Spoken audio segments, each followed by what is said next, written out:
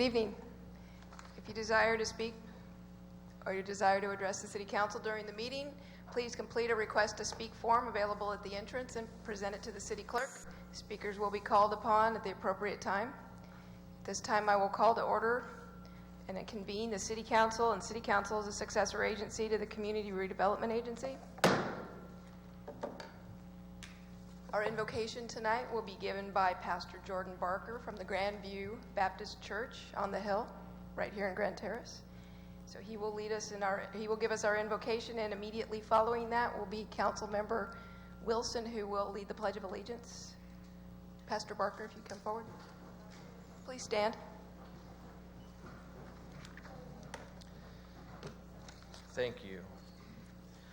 Romans 13 tells us all to be in subjection to the governing authorities. We do this because, as the Bible tells us, the government is under God, as we declare in our Pledge of Allegiance. And it is God in whom we place our trust, as is stated above us tonight. Paul, the apostle who wrote this letter to the Romans, assures the Christians to whom he is writing that they need not fear the government with these words: "For rulers are not a terror to good conduct, but to bad. Would you have no fear of the one who is in authority? Then do what is good, and you will receive his approval." This city and its council are of no exception. Its citizens are to do good, and its leaders to continue ministering and serving this great city as it is accustomed to doing. Please pray with me. Our most gracious and loving Heavenly Father, we thank and praise you for who you are. We know that without you, we would be lost in this world and without a future. You are the sustainer and provider of this world, this country, this state, and this city. Lord, I pray on behalf of these city council members and leaders of this great city, bless the work and effort that they have given to lead Grand Terrace and all of those of us who call this place home. Give them guidance as they see to the future. Give them wisdom as they plan and direct. Give them grace as they lead the people of Grand Terrace. And give them unity as they make decisions and work with one another. Father in heaven, we pray that your will be done in our city, just as you have instituted the stars in the sky and the plants and animals on this earth, so you have instituted our governments and leaders. So may they lead with conviction, strength, and wisdom. For from you and through you and to you are all things. To you be the glory forever. Amen. Please join me in this pledge to the symbol of our freedom, I pledge allegiance to the flag of the United States of America and to the republic for which it stands, one nation, under God, indivisible, with liberty and justice for all. Thank you, Pastor Barker. Thank you, Councilmember Wilson. Madam City Clerk, may we have a roll call, please? Yes, Mayor. Councilmember Hussey? Present. Councilmember Wilson? Here. Councilmember Mitchell? Present. Mayor Pro Tem Robles? Present. Mayor McNeville? Present. Mayor, you have a quorum. Thank you. Our first item tonight is a special presentation. It's a proclamation for Binational Health Week. This is a proclamation in recognition of the 15th annual Binational Health Week. Whereas this measure would call on all people of the city of Grand Terrace to join the people of Latino origin in observing and participating in the 15th annual Binational Health Week to take place the week of October 13th through 18th, 2015. Whereas the Secretaries of Health and Foreign Affairs of Mexico, the Ministries of Foreign Affairs of Guatemala, Honduras, Colombia, Ecuador, and Peru, the Institute for Mexicans Abroad, the Mexican Social Security Institute, the United States-Mexico Border Health Commission, and the Health Initiative of the Americas, a program of the University of California at Berkeley School of Public Health, have recognized the necessity of improving access to health services for the underserved Latino population in the United States of America. And whereas, according to the 2012 United States Census, this country is home to more than 53 million people of Latino origin, and whereas improving the health of mobile populations requires multiple approaches in service design, delivery, funding priorities, and most fundamentally requires strong binational commitment. And whereas in October 2001 through to October 2014, the Health Initiative of the Americas and partnering organizations convened 14 binational health weeks, an unprecedented effort overseen by multi-agency task force which conducted health promotion and education activities for the underserved Latino population in the United States, and over 1 million people benefited from the healthcare activities. And whereas Binational Health Week reflects coordinated efforts between the United States, Mexico, Canada, Guatemala, Honduras, Colombia, Ecuador, Bolivia, and Peru to improve the quality of life of underserved populations by expanding their access to health care, increasing their health insurance coverage, and reducing their unmet health needs. And whereas the Health Initiative of the Americas and the Consular Network in the United States of Mexico, Guatemala, Honduras, Colombia, Ecuador, Bolivia, and Peru are coordinating the 14th annual Binational Health Week, and activities throughout the country will be centered in the regions with a high level of community health needs.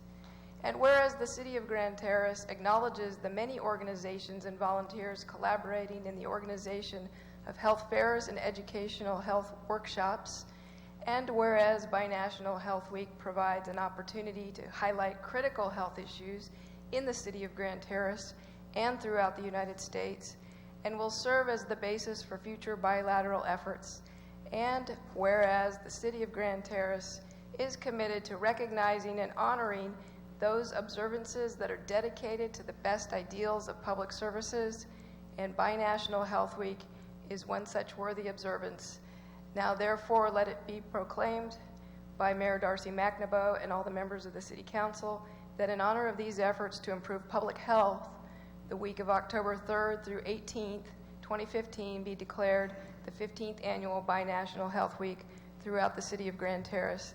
Signed this 13th day of October 2015 by myself and my colleagues. Not sure if there's anyone here to accept this, but we certainly support the efforts to have a healthy environment, and this to me is an extension much beyond our borders, but of our decision to become a healthy city and healthy GT. So with that, I will move on to our consent calendar. And the following consent calendar items are expected to be routine and non-controversial. They will be acted upon by the council at one time without discussion. Any council member, staff member, or citizen may request removal from the item on the consent calendar for discussion. Are there any items to be removed?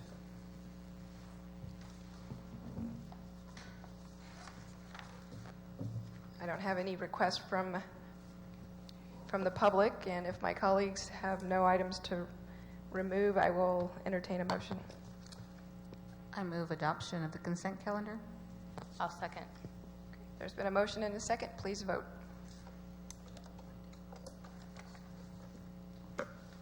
Motion passes 5 ayes. Council members Hussey, Wilson, Mitchell voted aye. Mayor Pro Tem Robles voted aye. Mayor McNaboe voted aye. Thank you. Our next item is public comment. This is an opportunity for members of the public to comment on any items not appearing on the regular agenda. Because of restrictions contained in California law, the City Council may not discuss or act on any item not on the agenda, but may briefly respond to statements made or ask a question for clarification. I may also request a brief response from staff to questions raised during public comment, or may request the matter to be agendized to a future meeting. Madam City Clerk, do we have requests to speak forms? Thank you. And our first request, so our first speaker will be Kirk McVeigh.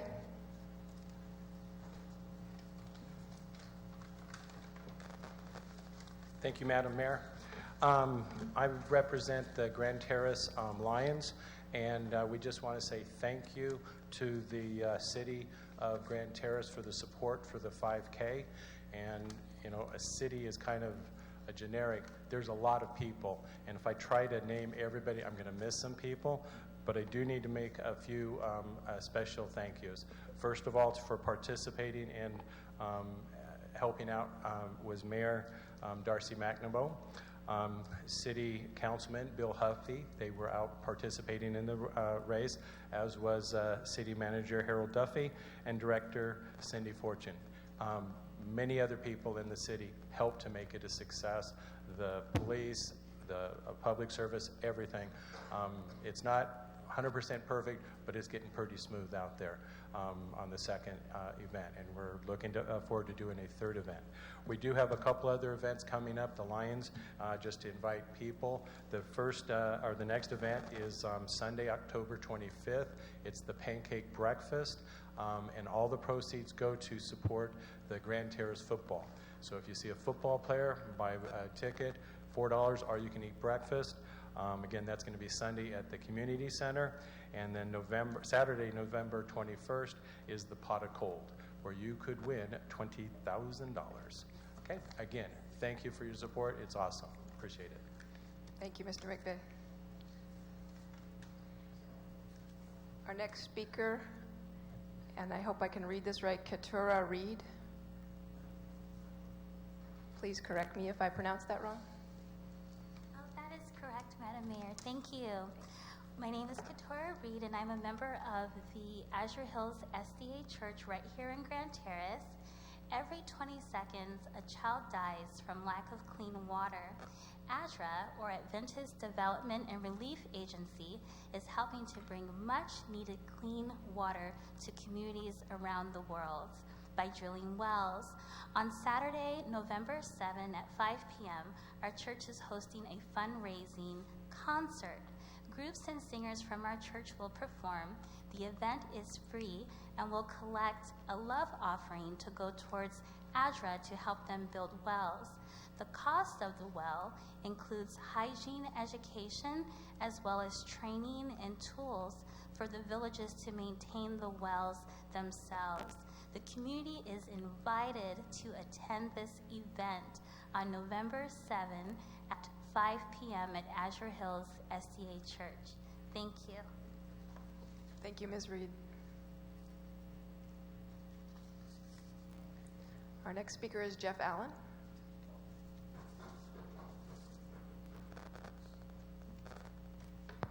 Thank you, Madam Mayor and council members, for this opportunity. Jeff Allen, Brentwood Street. And I'm only here because, you know, I was coming back from Riverside today and I came to Backway and I drove through the neighborhoods over here and every gutter had water running down them. I don't want to sound like the water Nazi, but if we have such a drought as we've been told we have, and then I went on to my home and every street, Brentwood, Arliss, Merriam, every one of them had water pouring down them, and this was middle of the day. Yesterday, I followed the trail of a particularly large amount of water that was pouring down the gutter to one of my neighbor's homes who, it was before 6 p.m. and, you know, he was doing watering like he wasn't supposed to, and we had a discussion about it, and he just didn't quite grasp the concept of water conservation. And I just feel like that a more concerted effort on the part of a combination of the city and Riverside Highland. I can't say enough about how much Riverside Highland Water Company has done, the good they've done to try to help this drought. They go around, hang flyers on people's doors. I see them all the time working to try to stem the flow of water out of our city. And I hand it to them for it, but they can't do it alone. We have a lot of trees, and I was involved in a discussion with one of our staff members about how some of our trees are suffering from water and lack of water. And this is another aspect of this drought that we need to address. We need our trees. We desperately need our trees to get the pollution out of the air. So we don't need to starve them just because the governor has said that we can turn our grass brown. We still need to keep our trees green, and there needs to be some education on the part of, I don't know who it would take, if it needs to be a combined effort to educate the people who have trees on the proper amount of water and how they can save those trees from dying. So, to recap a couple of the things that I came up here to say, it makes no sense to me whenever I have to cut back on my water, convert my lawn, but yet we still allow new developments with grass. It makes no sense when there are beautiful xeriscape alternatives, and they're inexpensive. They're less expensive than grass, for Pete's sake. And it makes no sense to me whenever I have to cut back and I go on a walk with my wife like I did today, and I see water just pouring from the landscape features at Grand Terrace Road and Barton Road, and the CVS pharmacy, around the CVS pharmacy, continues to pour daily. Thanks. Thank you, Mr. Allen. Mr. City Manager, is there a way that maybe the city could employ some of the resources we have to help Riverside Highland to get their message out? Yes, Mayor, and I think we are using Channel 3 as one method of doing so, but certainly there's always ways for us to collaborate and do a better effort, yes. Thank you. The last speaker slip I have is Sally McGuire.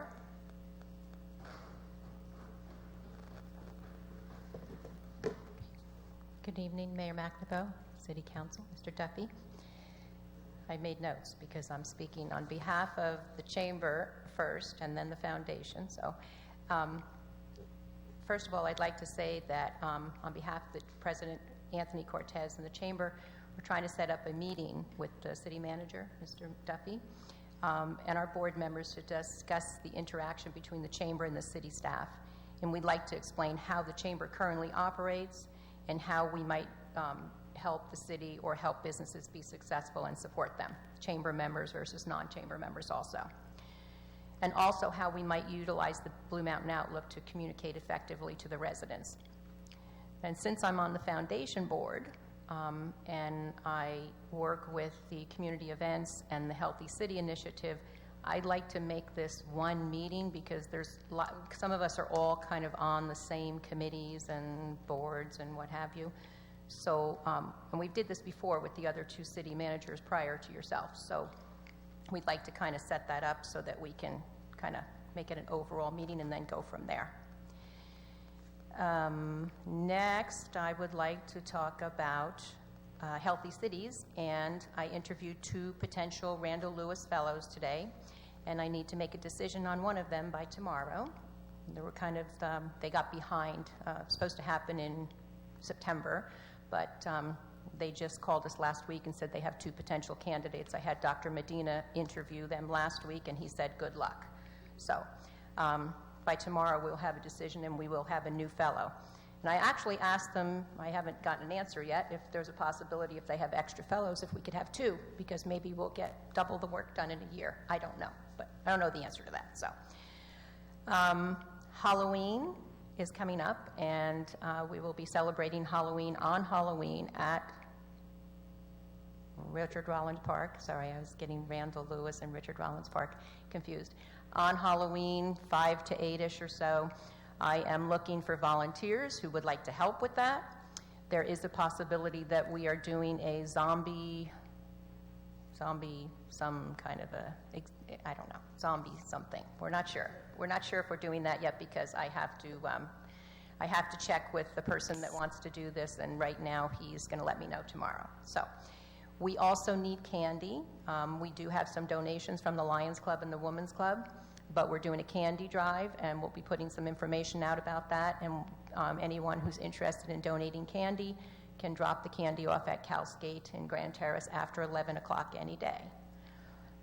Today I also contacted Pastor Al Jerquillo, and he was supposed to be here tonight, but to discuss his role as the pastor for community and Healthy GT. So we'll be hearing more from him or about him shortly, especially since he's not here. And I think that's it. If I missed something, I don't know. I think that's it, though. Thank you. Thank you, Ms. McGuire. You're welcome. I believe Pastor Alger has come in. He snuck in behind you. Pastor, would you like to say a few words before I close public comment?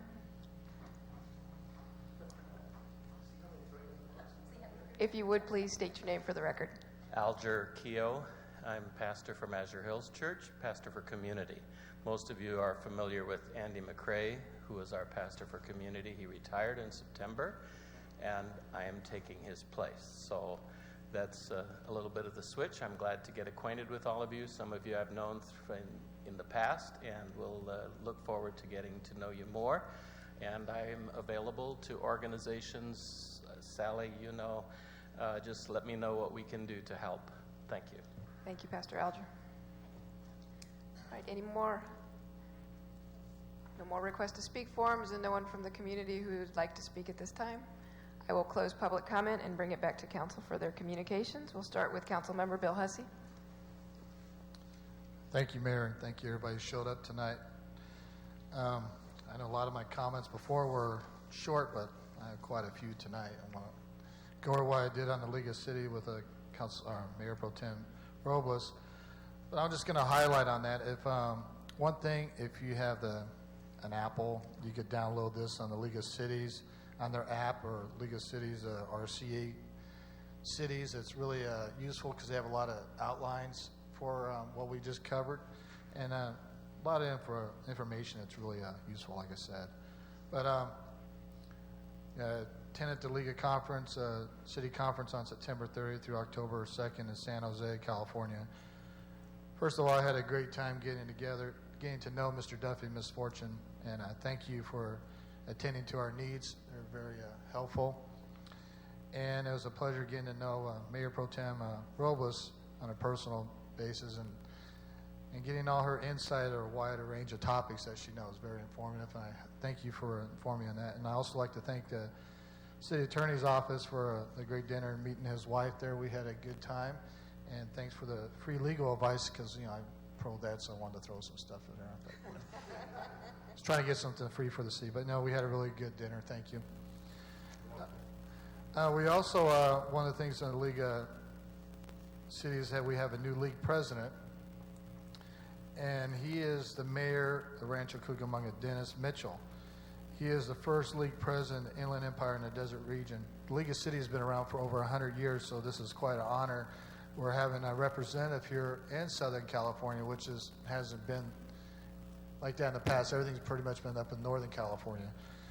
Man, Dennis, we had a breakfast in the morning. Really nice, humble man. I think he's going to do really good things for the League of Cities. And note on that, the workshops. I'm just going to highlight what we went through. I won't go in great detail. Like I said, you can pull the app. If you want any information, I could download it too and pass it on. But what we try to do, me and Ms. Robles and Mr. Duffy and Ms. Fortune, we try to spread it out, spread the wealth, so we cover a lot of classes. They had a lot of really interesting classes. And one thing I really learned, we are not the only city that had a lot of financial problems. We all know that. A lot of cities, their staff, I wasn't involved, dear Ms. Wilson, but a lot of city council and their staff had to go through some hard times over the last few years and do cuts. And everybody, all of a sudden, there's all these experts that came out of the woodwork to help balance the budgets. So that was, the councils and stuff, we got all that, but it's still an ongoing effort. And hearing the stories of some of these cities, I'm like, wow, they have really had a rough time. I know we had a rough time, but South Lake Tahoe was one example with their city manager, and then, of course, Stockton. But first was, of course, when we first got there, we just had 3 easy classes on culture districts. A lot of cities, they have certain districts in their town and different cultures, and they try to bring in revenue that way. So other ones are community service days, volunteers. That was one thing when they were talking about that class. I was really proud of Grand Terrace for all the volunteers we have here and all the volunteers that do work here. And when they were talking, I go, yeah, we're right up there with the volunteers. Another thing which is big, and also since I work for the federal government, is the electronic smoking. A lot of laws coming in effect on that. Where can you smoke it? Because a lot of people are thinking, well, it's just a vapor. I can smoke back in my office, no problem stuff. But they're talking about the health concerns on there. So that's an ongoing effort. They're trying to bring out laws and regulations to monitor that. Now, we had a mayor and city council member get together. And what was really neat, we had a keynote speaker, Greg Lucas, the state librarian from California. really witty. I never laughed so much. This guy, man, he must be reading all the joke books in there, but really nice guy. He is open to come to any library in the state of California. So if we were to have an invitation, it'd be really neat to get him here to see our little library and give us some insights and maybe have him talk to the council for one day or something. But really nice guy. Of course, second day we had and I told Mr. Duffy I was going to this class. He kind of gave me a look. Yes, reducing costs of employee benefits possible. That was with South Lake Tahoe. They, beautiful city, but they still had their financial problems. And they pretty much just talk about the benefits and how city staff, you'll have somebody that's been tendered for 15, 20 years and how they're bringing in a new city staff member and they don't have the same benefits and try to get them to work in the same caliber. So they went through some really tough times there. Another keynote speaker, Cam Marson, this was really informative. He talked about generational insights, like Generation X, the baby boomers. I guess me and Mr. Duffy were on the tail end of the baby boomers. We're on the caboose side since we're 1964. But, and of course, he talked about how different work ethics on how the different generations and how the baby boomers want to keep going and going and going, and then Generation X wanted to get the job done, and that's it. They're good to go. But really good insight on that. Of course, Economic Development Project funding for 2015. And my big thing that I wanted to get out of is the CalPERS, understanding the CalPERS system and the retirement for the city. So what's new, what's old, and what's to come.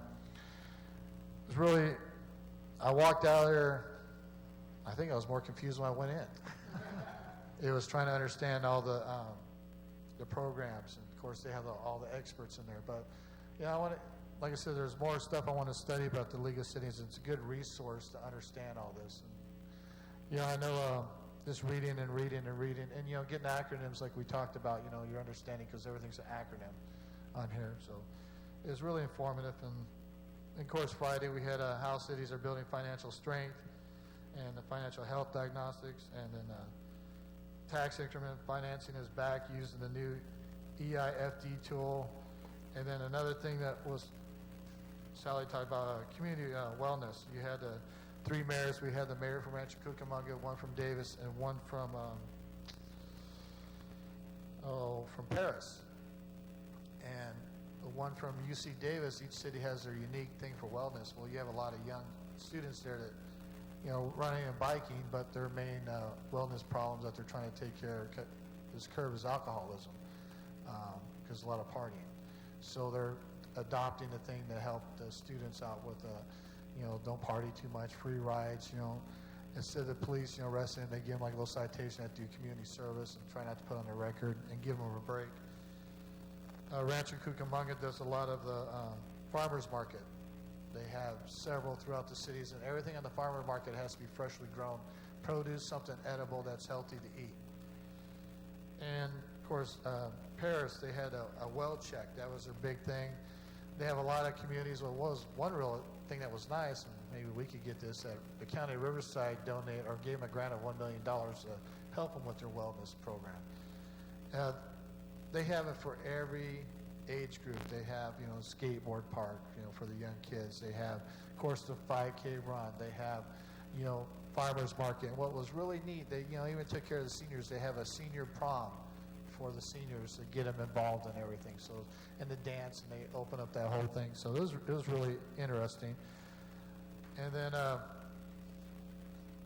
one of the things that was my main goal there was Mayor nominated me for the voting delegation to vote, and we had 4 resolutions. I just want to go over those real fast.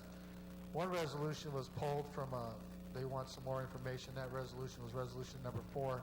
And just a brief scenario, that was for Southern California Edison and what they want to do to bring it to the governors for blackouts to get reimbursed for the residents in a timely manner instead of going through the red tape. They're going to be bringing that back. And on these resolutions, anybody, like if our city wants to adopt a resolution to say for the fireworks ordinance, we really want to push it, make it a statewide issue, trying to help to stop the illegal fireworks coming through Prump. We have till July 31st to bring up that resolution, and the League of Cities will help us to try to push it through to get the other cities on board. And that's one good thing about the League of Cities, that it has one combined effort, so a lot of voices combined to one instead of just one lonely voice out there. But the resolutions we had that they voted for,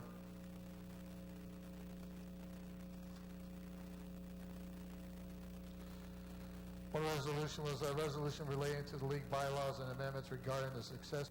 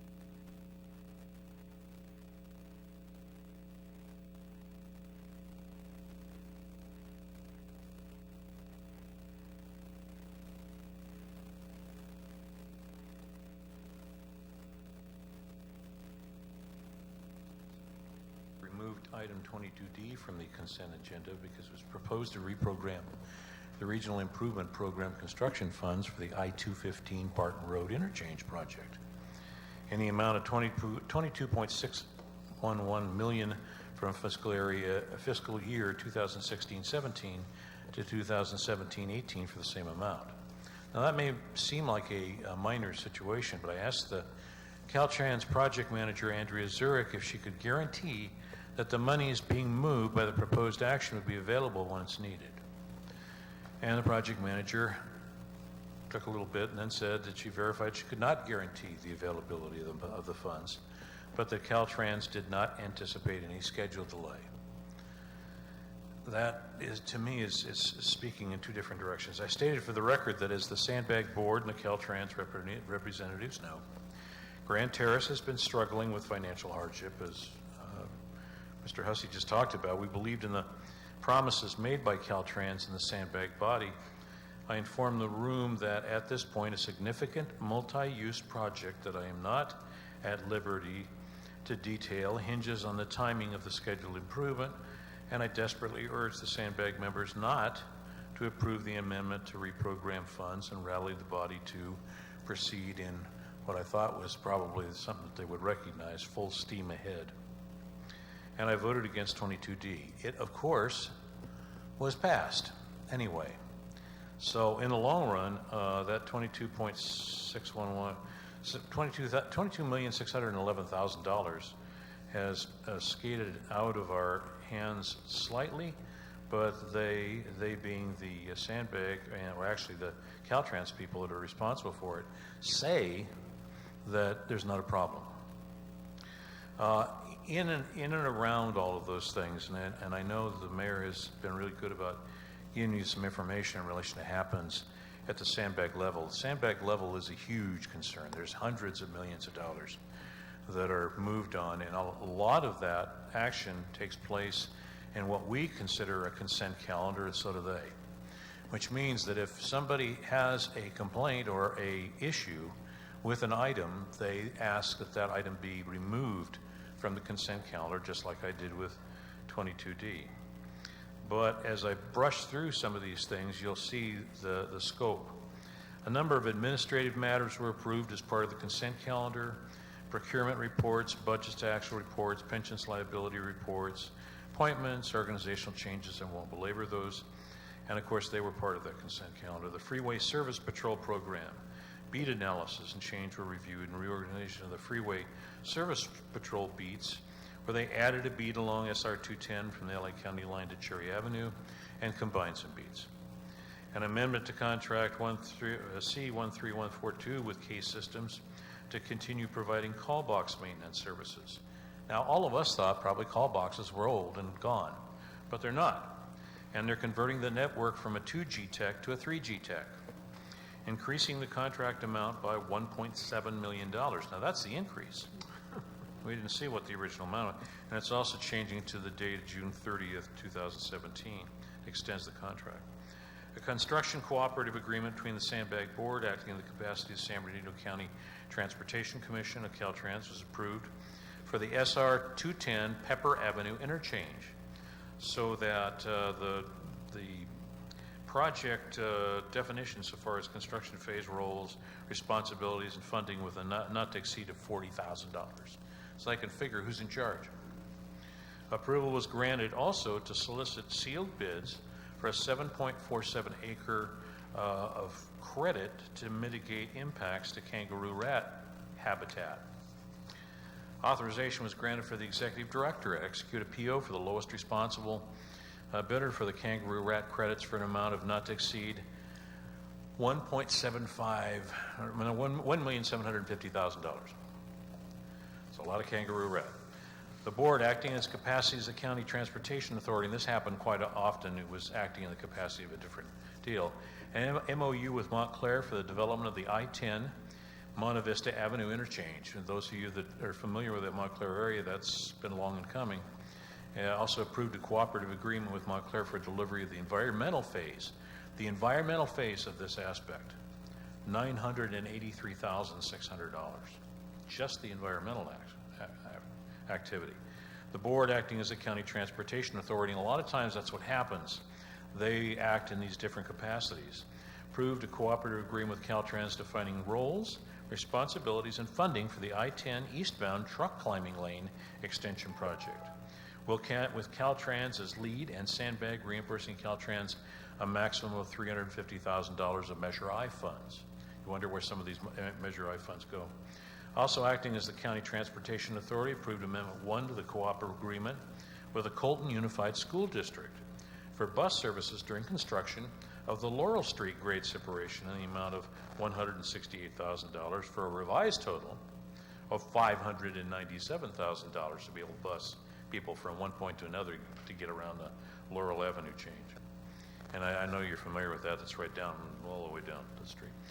Anyway, under the heading of a regional, sub-regional planning, Sandbag received and filed information on the Advanced Regional Rail Integrated Vision, what they call the East Arrive Corridor Project Update. They approved the cooperative agreement with the County of San Bernardino and the Southern California Association of Governments, or SCAG, for Sandbag to contract for consultant services for the Phase 2 countywide habitat preservation / conservation framework study for an amount of not to exceed $275,000, including Sandbag project management costs of about $25,000, which means they oversee it, and then the other stuff happens. Under the heading of Transit Rail, received the July 2015 right-of-way grants of use report and file. The board, acting as the County Transportation Commission and the County Transportation Authority both, approved Amendment 1 to a contract with the Southern California Regional Rail Authority and Sandbag for design and construction support for the Eastern Maintenance Facility and the Downtown Passenger Rail Project for an additional $1.774 million for a total not to exceed of $2,562,000, and extended the contract. So the original contract was probably about $60,000 or $70,000, and now it's $2 million. That was a change order for it. I also approved a budget amendment to increase fiscal year budget in the amount of $1.5 million for a new task total of $52,661,000. $52,661,000 for that same regional rail authority design. The board, acting as the County Transportation Authority, approved a contract for $25.197 million for final mainline design services on the Redlands Rail project, and there was a 10% contingency that was also authorized on the authority of the executive director. The board, acting as the County Transportation Authority, approved a contract for not to exceed $500K for public outreach and branding services for the Redlands Passenger Rail Project. Now, the reason why the Redlands Rail Project is important to us is because you note there's $500,000 for a public outreach and branding service. Under the heading of Council for Governments, a request for proposal for grant writing service was also authorized. Then we get down to, under the heading of Transportation Programming and Fund Administration, the other actions listed under item note 22. So I didn't do 22A, B, C, and E, or whatever. Anyway, under those, they were this: $1.119 million for 2019 to 2020 planning, programming, and monitoring activities. There's no description there. It's just for whatever. It's whatever was left over. And you realize that these STIP funds are they're in a blob. And so they can't move around much in them, but they can move around within them. In other words, there's no more money to be granted for the time being. But so they have to kind of massage their money. $38.523 million of regional improvement program construction funds for the 2018-19 from I-215 Mount Vernon / Washington Street Interchange improvement project, plus $25 million of regional improvement program construction funds in 2017 and 2018 from the State Route 210, the widening project, were reprogrammed. This directly affects us. This is that thing that was brought up back a while back where the Colton mayor, I believe, had some support, and they were talking about various strategies, and they sent a letter and said this is what we would prefer, and there was some stuff going on with that. So if you had $38 million and $25 million, it's a chunk of change, and it all got reprogrammed. $39.745 million for the Interstate 10 Express Lane Phase 1 project was reduced to $30 million. And then the Redlands Passenger Rail Project for $22.611 million in 2016 and 17 and the I-15 Express Lane project with $48.95 million received the benefit of all the reprogrammed state transportation improvement program money through 2020 and 2021. So in other words, the money all got shifted over to this Redlands passenger rail project. A huge chunk of change is now over to there, and there is no guarantee of when the funds will come back to the Mount Vernon Washington Street interchange. And that was done in like a real short period of time. It's about 5-10 minutes. Still a consent item, and I'm almost finished here. As the County Transportation Authority, there was a budget increase of nearly $1 million approved for Measure I funding to reimburse Rialto for their I-10 Riverside Avenue interchange landscaping costs. Landscaping? As the County Transportation Authority revised project list for the Measure I Valley Major Street Program Arterial Subprogram for 2015-16 was approved. A memorandum of understanding between Omnitrans and Sandbag outlining the sub-recipient responsibilities and payments for work completed for each agency was approved. And a big boom in allocation of $14,285 went to the Morongo Basin Transit Authority, and $500,000 of state transit assistance funds went to Victor Valley Transit Authority. That was approved.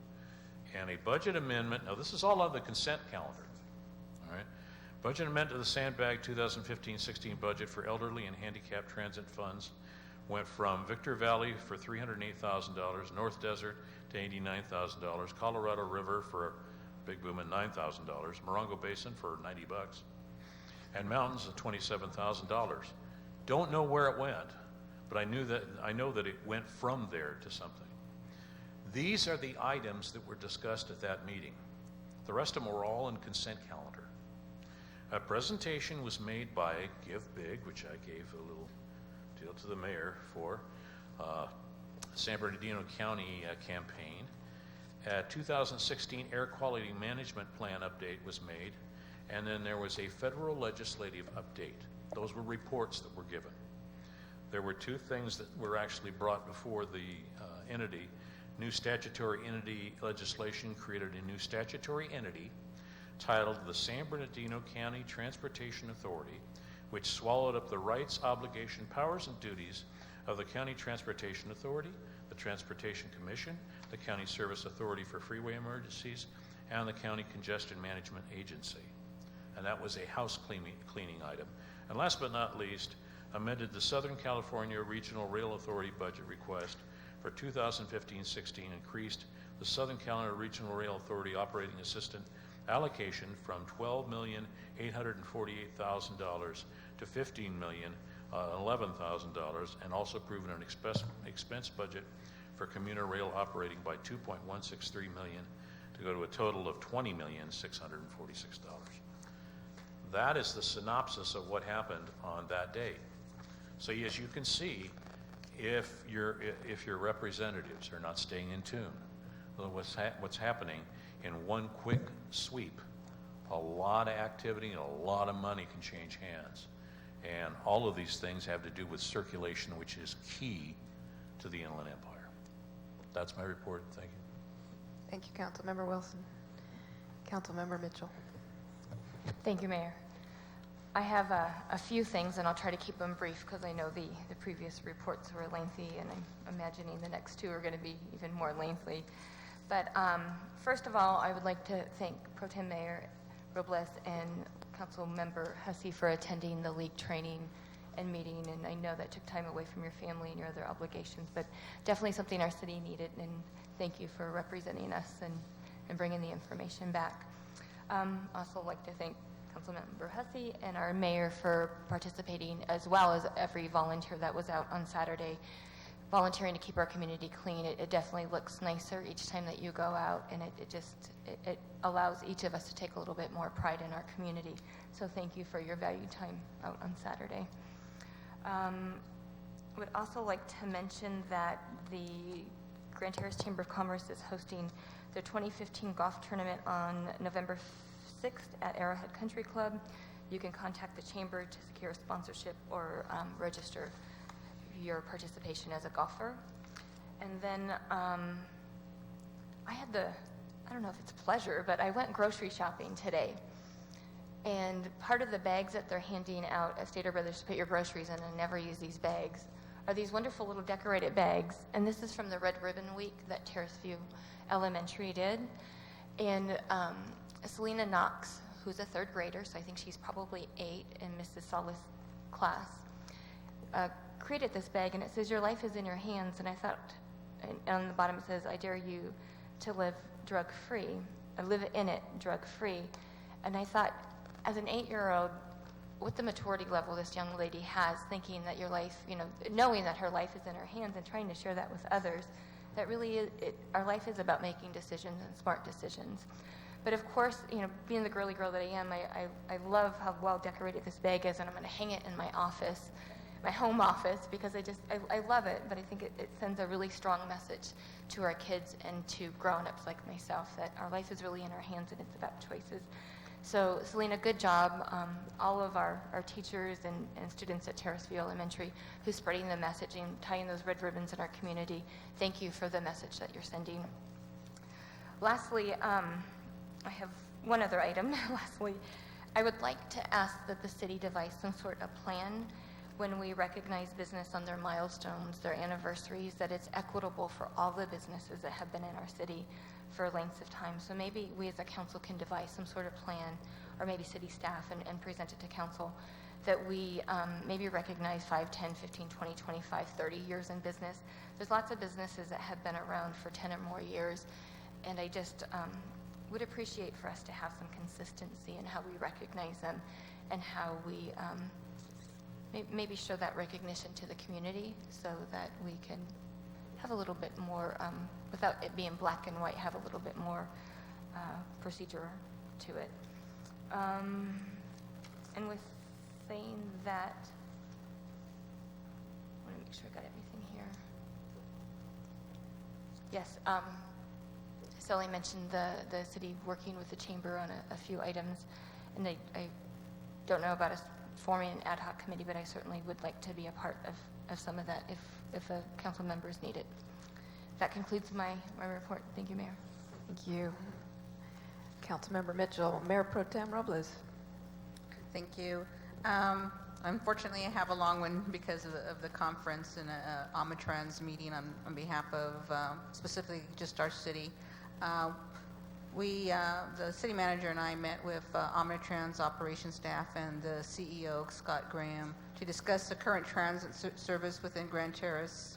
Omnitrans will provide a presentation at a later date when invited by the city manager when the agenda has room, but here are some key points. Grand Terrace has a ridership of 1,500 to 1,600 passengers per month. Average weekday ridership is 73 passengers. The VA hospital is the most frequent destination on the northbound trip, and the intersection of Center and Michigan at the end of the line is the most frequent southbound trip. A sampling of 81 trips reveals the most frequent stop and boarding were to and from the Stater Brothers Market on Washington Avenue in Colton. The second was Blue Mountain Vias. They were a little bit taken aback by they would go to, not the Grand Terrace one, but the Colton, but having that you see once in a while I have to use a cane. You feel it when you're in a huge store like the Grand Terrace one, and sometimes you just need the compactmanship of the other store. The other service that we have in Grand Terrace is the Access Service, a door-to-door system for disabled who meet the federal eligibility requirements. So there is some eligibility requirements that have to be met. It's a service mandated by the American with Disabilities Act, transportation service for individuals who are unable to independently use the fixed route system.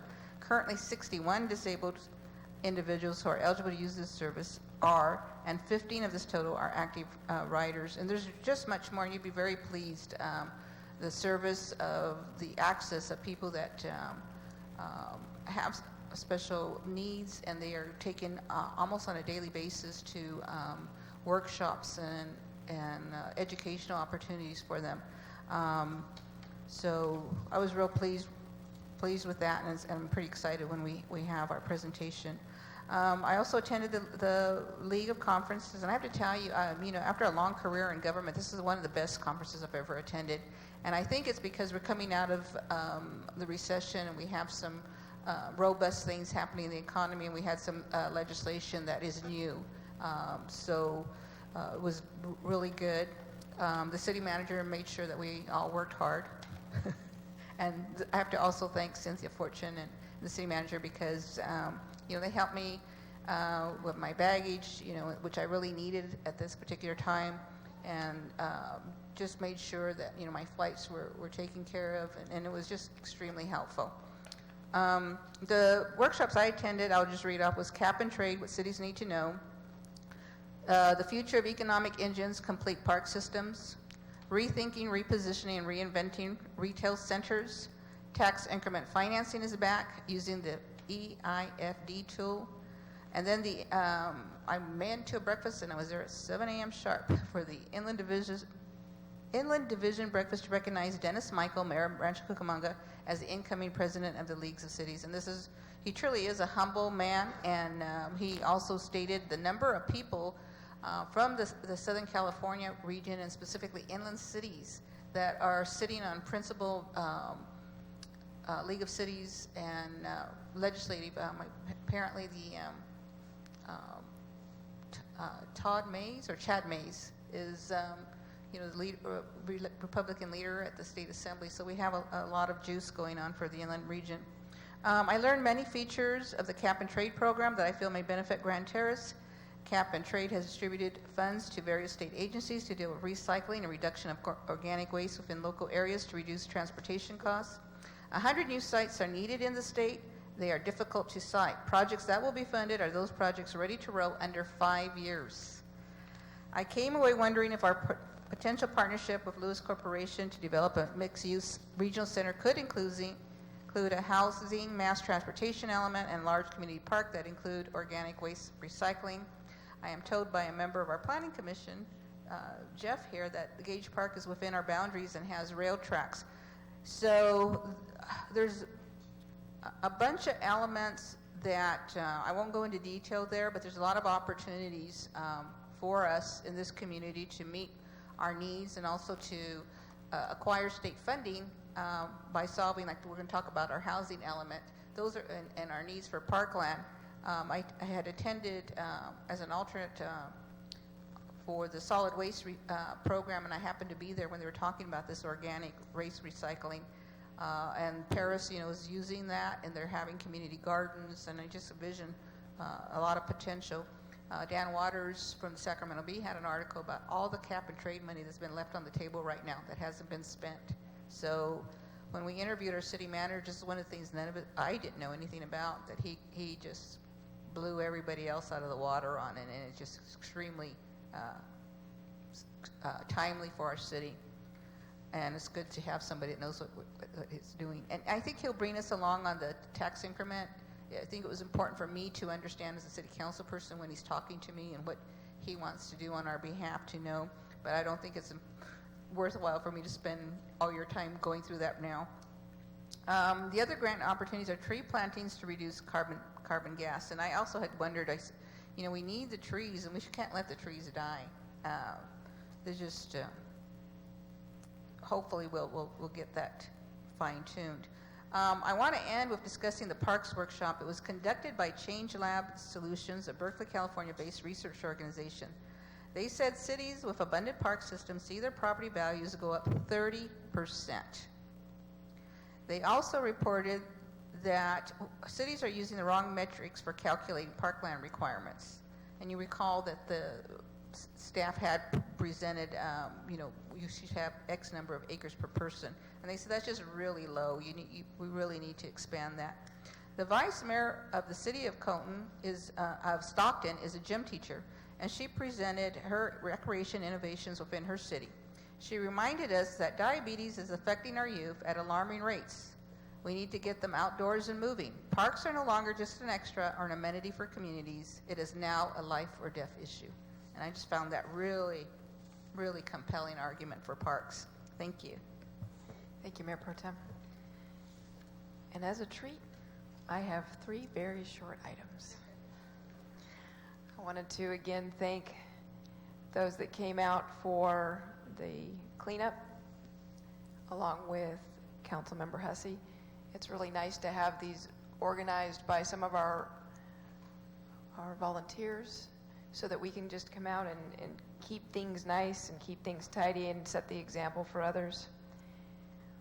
On Monday, Tuesday, and Wednesday of last week, we had special meetings. I appreciate my colleagues taking the time to come and revisit our vision with our city manager, and thank you to staff for putting that together. I had the honor of being invited to Red Ribbon Week at Terrace View Elementary. The PTA there just did a fantastic job. I was able to be there on Monday for kickoff and there for the awarding of the awards for the bags, as Councilmember Mitchell was talking about. And the firefighters here in town had to judge all of these bags. There were over 300 of them they went through. And so now they are at Stater Brothers, and they are available to shoppers as they shop. The PTA also had the sheriff come out in their helicopter. They had interactions with people from the high school. They just really pulled together a number of people from the community for the full week for the kids, and really did a nice job, and are leaving the red ribbons up for the other schools as they look at Red Ribbon Week, which is nationally at the end of this week, or the end of this month. So that's 3 things, right? Okay, so the fourth one's pure fun. We had the Derby Divas come here and tell us about roller derby in Grand Terrace, and they are having their next match here in town Saturday night. 6:30 is first whistle. Saturday night, the 17th, 6:30 at Cal Skate. If you've never seen a roller derby, and I have never seen a roller derby in person, I've seen it on TV, come out and watch. And the rumor is I'm blowing the whistle to start the match. And that will end my report. We'll move on to our public hearings. Item number 7, Zoning Code Amendment 15-01, revising Chapter 18.80 signs. Recommendation to continue introduction of proposed ordinance of public hearing to November 10th, 2015. Thank you, Madam Mayor, members of the City Council. My name is Sandra Molina. I'm your Community Development Director. As recommended in the staff report, staff is requesting that the council continue this introduction of the ordinance to November 10th to allow staff additional time to make the changes that were requested. And with that, I'll conclude my presentation, and I'm happy to respond to questions. Thank you. Any questions of staff? Madam Mayor, the public hearing is still open. You may entertain a motion to continue if that is your desire. Okay. Do I have a motion to continue the public hearing until November 10th? Motion to continue it to November 10th. Okay, is there a second? I'll second that motion. Okay, I have a motion and second. Please vote. Motion passes 5 ayes. Council members Hussey, Wilson, Mitchell voted aye. Mayor Pro Tem Robles voted aye. Mayor McNamara voted aye. Thank you. All right, we have no unfinished business. We'll move on to new business. Item 8 is 2013-2021 housing element status and future actions. May we have a staff report, please? Yes, Madam Mayor, members of the City Council. As indicated by the Mayor, this is a discussion on the city's 2013-2021 housing element. Ms. Fortune, would you mind putting up the, thank you. As the council will recall, a few months back, we entered into a professional services agreement with John Douglas. John Douglas is a housing consultant, and he has gone through the comments that we received from Housing Community Development from the state of California regarding our status of our housing element. As the council knows, our housing element was adopted. We're on an 8-year cycle. That means we don't have to update our element until 2021, but we are non-compliant. We have to fix a few things, and so the purpose of the discussion tonight is to give the council a status of where we're at and really have a discussion about the possibilities, the options that we have to rezone properties in accordance with our housing requirements. And so with that, I'm going to introduce Mr. John Douglas, and he will provide the presentation. But staff is also available if the commission, or excuse me, if the council has any questions. Thank you. Thank you, Director Molina. Welcome, Mr. Douglas. Good evening, Mayor and Council. I do appreciate the opportunity to work with you and your staff on this project. And as Ms. Molina said, we're here seeking your direction tonight.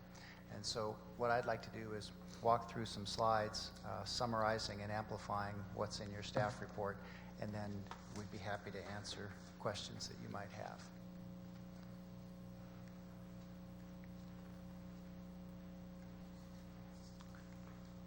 What am I doing wrong? It worked before the meeting started.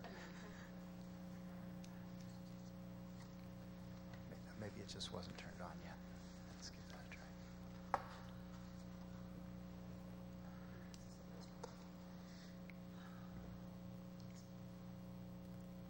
There we go. Ah, technology, isn't it wonderful? Okay. I want to start off with 3 key points, and pretty much everything I say tonight is going to fall under these 3 points. The first is that the housing element of your general plan is by far the most detailed and complex in terms of state requirements of any of the elements of your general plan. And not only that, but the state legislature has given a state agency, HCD, Housing and Community Development, the authority to review city and county housing elements and issue their opinion as to whether they comply with state law or not. That is highly unusual in the realm of local government planning. Second key point is that of the 50 or so fine print pages of housing element law, there's one issue that most often rises to the top of issues that get presented to bodies like yours, the city councils and planning commissions. And that has to do with zoning. Because even though it's called the housing element, housing elements have become an exercise in land use planning. And in a minute, I'll talk a little bit about the specifics of how that works. But one of the key requirements that we're going to be talking about tonight is that cities have to zone land that could accommodate development that's been assigned to them through this process known as the RHNA, or the Regional Housing Needs Assessment. The third point is that it's related to the first point. Because the state legislature has given the authority to the Department of Housing and Community Development to pass judgment on local housing elements, it is very important to cities to get that approval letter from the state, because there's a number of things that are linked to that approval or quote-unquote certification. One has to do with money. There are a number of grant programs that to be eligible for the grant funds, you have to have a housing element that's in compliance or that's been certified by the state.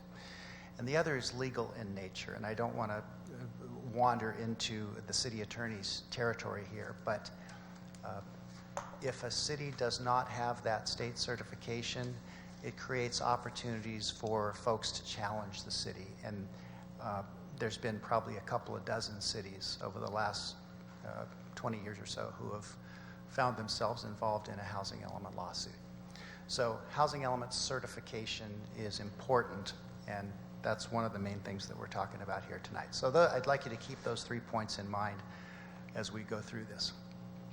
Just very quickly, as Sandra mentioned, the city does have an adopted housing element. Was adopted by your council last year. Every city within the Southern California region was required to update their housing element for this 8-year planning period. The city submitted its housing element to HCD for review 2 times, first at the draft stage and then after adoption. And the state issued a letter saying that there are some changes that are needed in the housing element and related regulations and plans in order to gain that finding of certification from the state.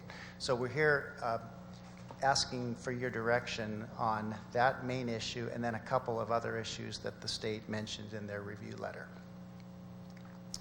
Let me just quickly summarize. In your packet, there is a letter, I think 2 letters from the state, the draft review letter and the adopted housing element review letter.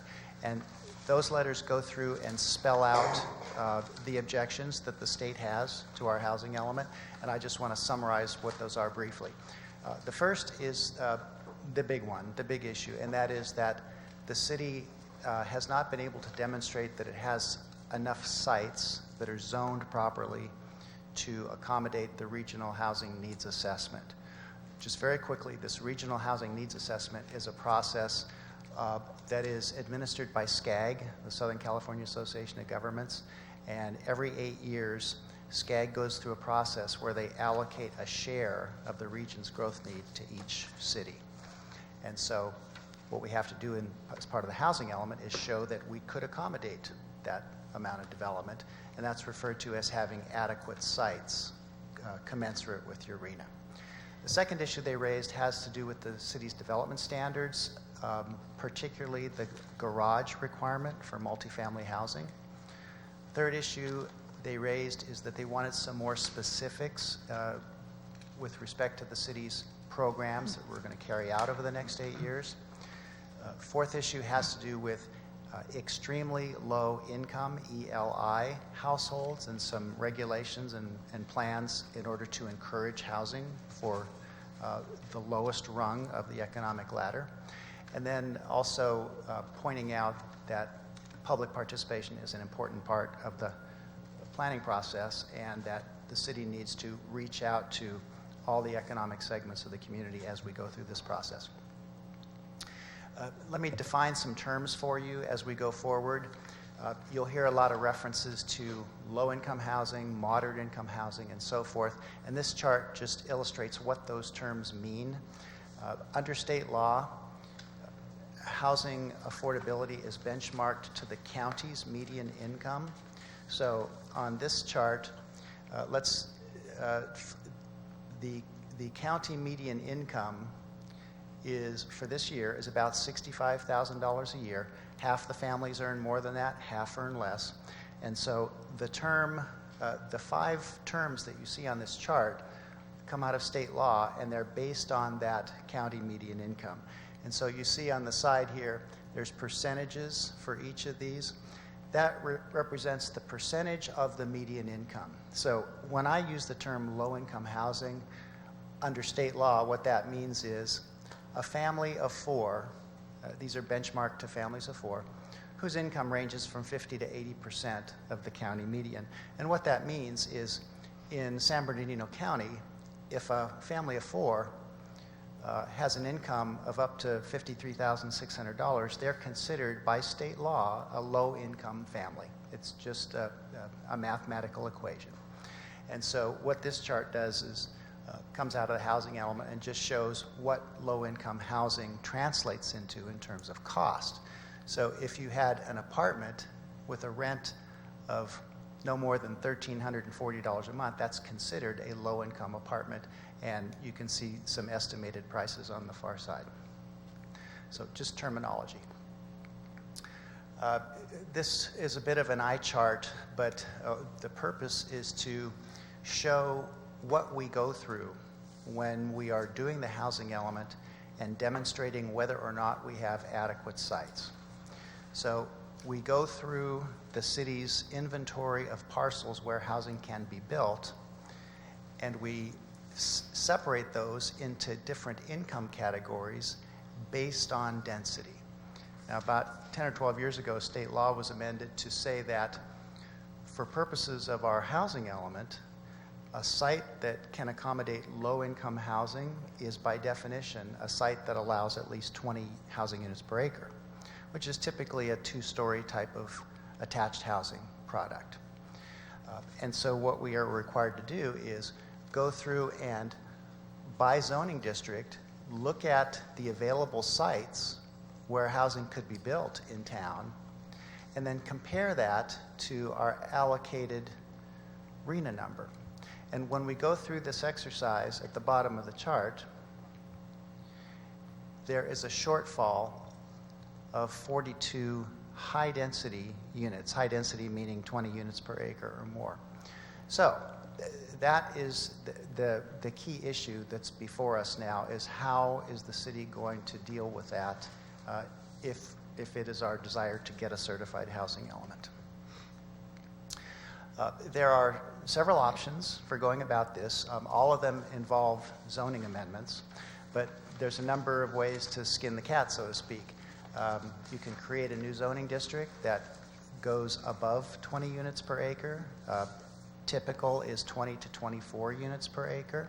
Right now, the city's maximum density is 20 units per acre in the R3-20 zone.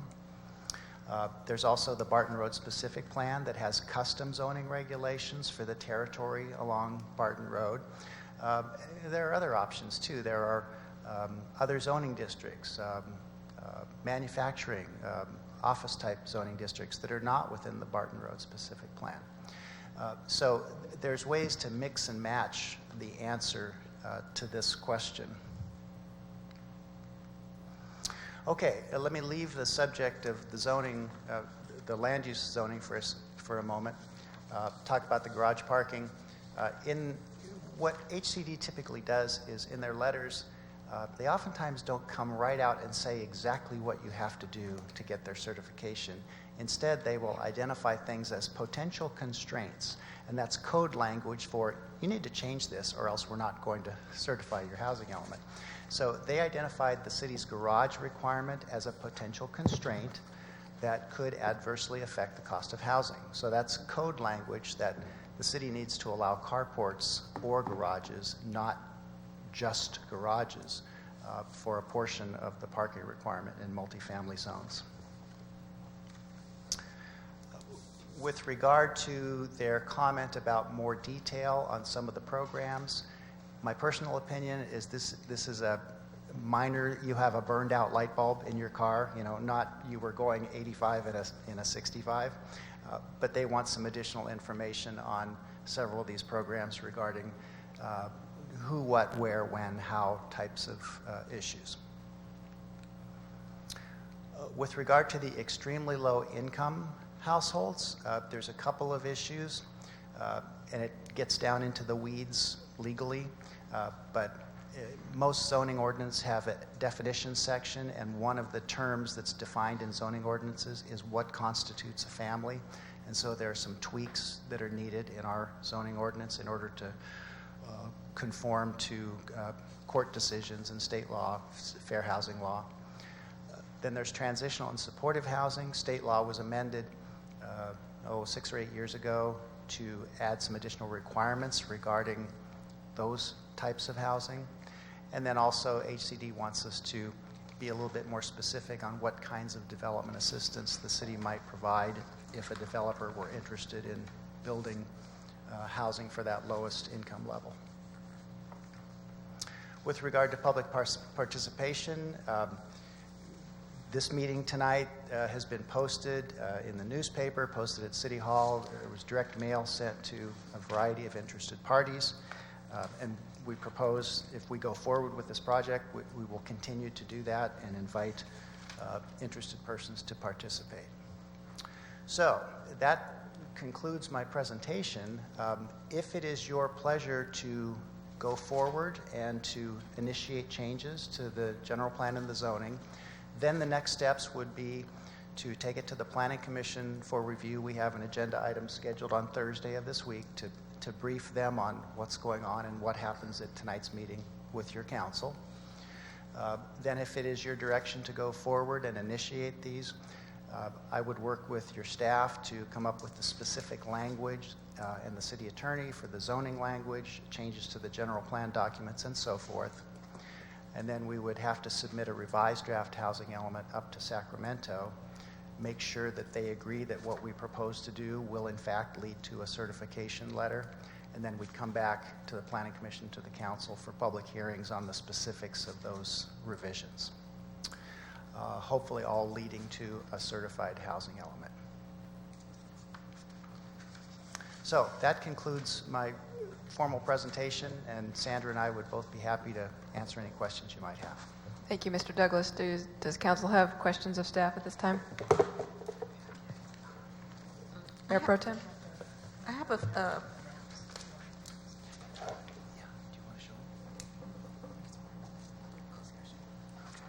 so I don't have a problem with going with your recommendations, but I have some curiosities, I guess, about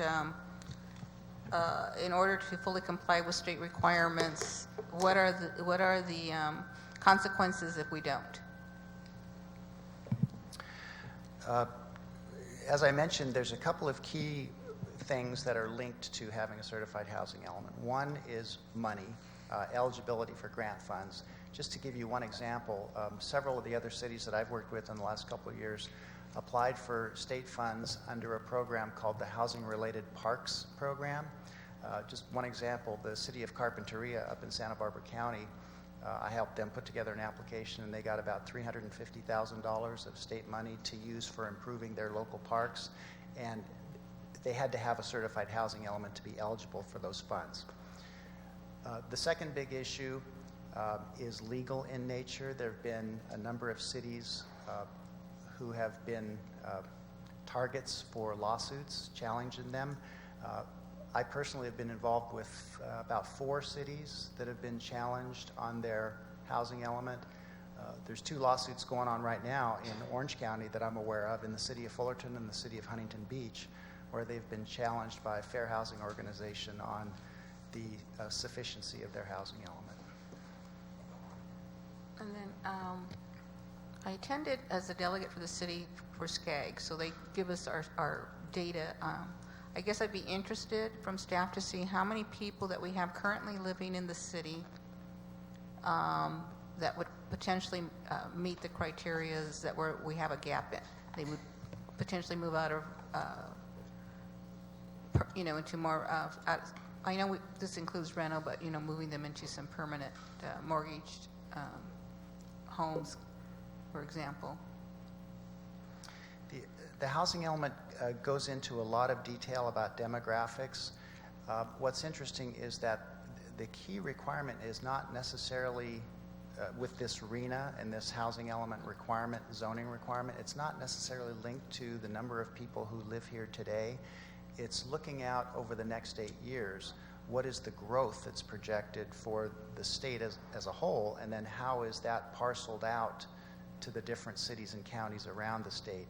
And any of you who have participated in SCAG and been at the table when these RHNA numbers are talked about, it can be a very confusing and contentious process. Right. Yeah, I understand it's kind of almost like our fair share of providing housing for this demographic.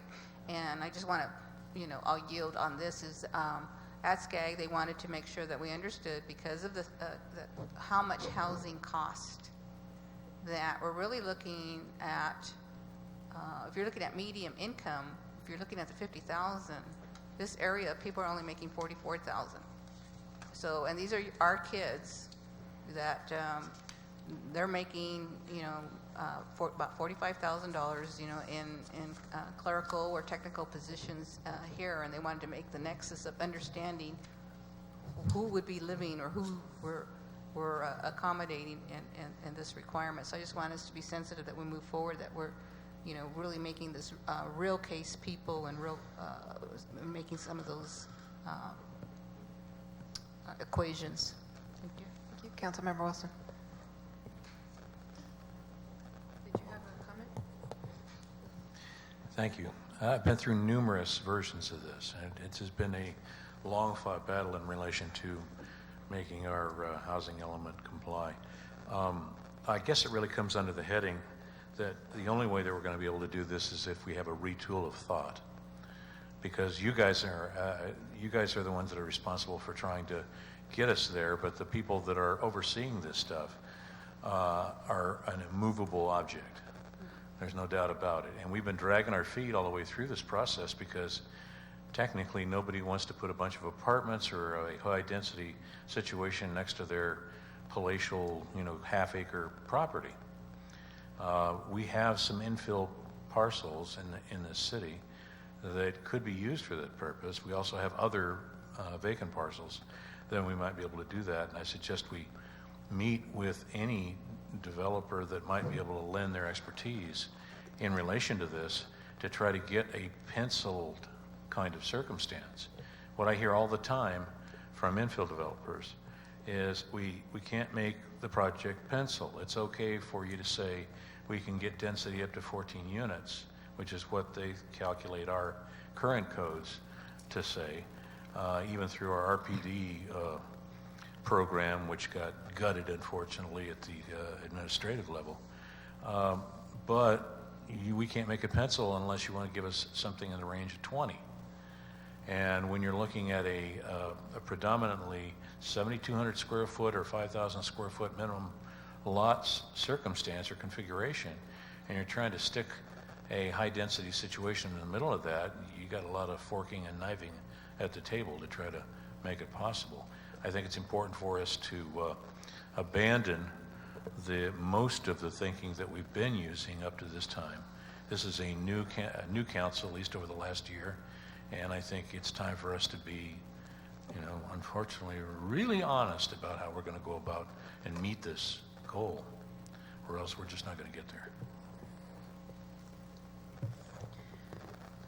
Just a comment from residents that read this particular item, and they were not happy with the idea of having to have this put upon them by the state. To the point where they said, well, maybe we should just not apply for grants. But the idea of the challenge of the housing element is very much a risk to our city. I imagine that without the housing element certified, we can't certify our general plan as well. And that would open up challenges even more so. So to me, the risk to our city to not doing this is far beyond what might be our desires at first blush. But as Mayor Pro Tem mentions, because somebody has low income doesn't mean that they aren't good neighbors. And I think that we need to be able to pursue a way to say that when we put these projects together, how can we hold the management of these facilities to a standard that they make sure that their renters are good neighbors? Is there a way to do that? One thing I'd like to point out is that this is a density exercise, and under state law, there's no requirement that even if cities zone for 20 units per acre, that it has to be built with low-income housing.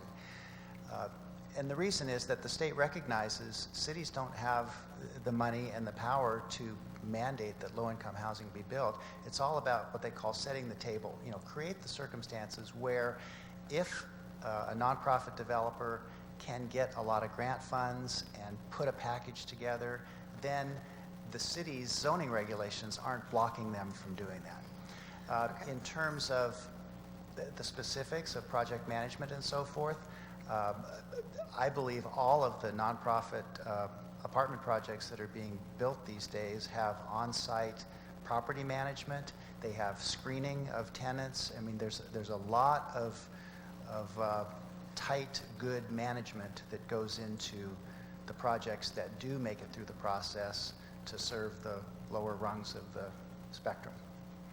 Okay. Thank you. Councilmember Wilson. Just want to add, I think it's kind of, you're leaving a false assumption here. It's nice to say that it is a zoning exercise, but land, people that own land historically go to exactly what they think they might be able to use land for. And if it's a hot land market, which we're starting to move from warm, or actually from cold to warm at least, then what happens is that same landowner might hold out. They may have different reasons why they don't have to turn over the land. And they hold out until they're looking at that 20 to the acre circumstance, that kind of a return. They've already done their homework. They already figured out how much yield there can be at 20 to the acre. They may be willing to break down and go 16 to the acre, but that's the yield they're looking for. The reason why we've got some trouble we have now in this city is because people have paid too much money for land. Because there was that come-on idea that some of these areas were going to be zoned a little bit higher density and then they'd be able to recover it. Well, with 7,200 square foot lot minimums and goofy setbacks for our garages, we can't make that work here. And that's why we have to change our thinking. Thank you. Councilmember Hussey. Thank you. I know Mayor, what you're saying, and Mr. Wilson, as far as the land and rezoning. And there are neighborhoods out there that don't want to have high-density apartments in their neighborhood. I think as a council, we need to be sensitive to their needs too, and not, if you have houses, in the neighborhood, low-cost housing. I mean, let's put homes there like the city used to do. Make people want to be homeowners. These rent prices in this state are crazy. My son's just rented an apartment, and it is nuts. I mean, that's the same as a mortgage. I mean, shame on the developers or the landlords who own those apartments for charging so much. I mean, it's just crazy how much they charge for rent nowadays. But we need to also help these families to get into their own homes that we used to do. The city used to do the buyback program. But I don't want to see neighborhoods that are fighting with us and the council because they're a well-established neighborhood, or mom and pop's been living there generation. Also, we're going to put, what is this, 16 units per or 20 units per acre? That's crazy. That's a lot of units per acre. I don't even think I want any of my family live in a crowded area like that. But I know also we have to be sensitive for people that can afford areas that way. We don't want families living on the street struggling from day to day. But as a council member, my personal opinion, I'm going to be sensitive to the needs of the neighborhood. I want to not turn a blind ear to our neighbors who are our residents who don't want the high density in their neighborhood. We do, like Mr. Wilson said, have other options, other development, other property in this city where we could put the density. But I don't want to be like we're looking down upon these people. We're not looking down. We're trying to help them.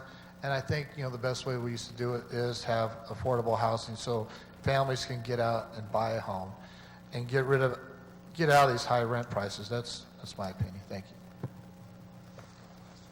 Councilmember Mitchell. Thank you, Mayor. I am not extremely knowledgeable about how all of this works, but I have a question. It may be a silly question. On our multi-housing units that we have now, like the Highlands apartment and the Crest, the various apartment complexes that we have that are in existence now, and I know a certain amount of them are low to moderate income, or they offer rent prices at that. Is there a way that we can go back and look at those establishments and maybe increase the amount of apartments that are made available to help meet some of these areas? So maybe just reworking our existing facilities?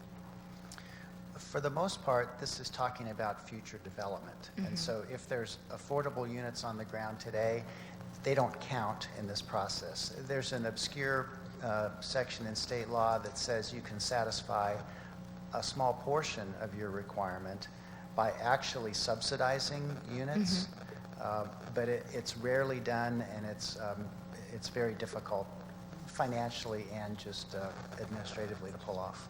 So if there was an opportunity to maybe fulfill a certain percentage of these, are you saying that's unwise, or for us to invest the time in it? It's a maximum of 25% that you can satisfy through existing housing by rehabilitating rundown units or subsidizing the rents.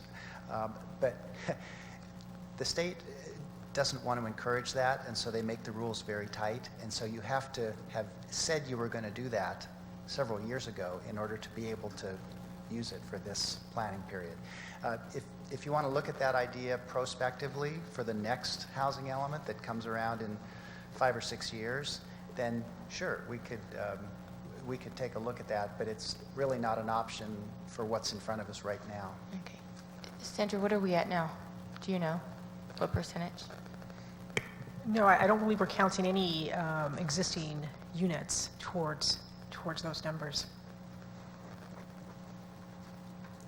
Well, I agree with, pardon me. I was just going to say, the rules are very tight, and it has to be a red tagged unit that's uninhabitable, that the city or someone else puts money into rehabilitating. I mean, that's one of the examples of how you could get credit for existing housing. For the most part, this whole exercise is talking about the future development to satisfy the need. Okay, I have an additional question. How about like modular homes and that sort? Maybe we have a few parks that seem to have vacant spaces. If we brought in modulars to fill those spaces and offered them. I'm just looking for creative ways, because I think at this point, my peers have already said that they, our residents, no one's in favor of 20 units per acre in this community. However, I think our pro tem mayor said it very nicely that we do need to have our fair share, and we need to figure out how to do that. But I think we need to be creative as possible, and I know I'm asking some what seems like crazy questions, but I think just to educate myself and educate the residents on what options that we have, and we are thinking outside the box. So can you answer that question on the modular homes, please? Yes. In fact, there's a state law that says the city can't distinguish between stick-built houses and modular or manufactured houses as long as they're on a permanent foundation.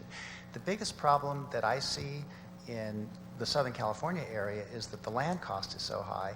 And a mobile home park, for example, if someone were to try to build a mobile home park, a new park today, at the cost of land, it's not enough housing units on that plot of land to make it pencil out. So you know, they talk about building up rather than building out.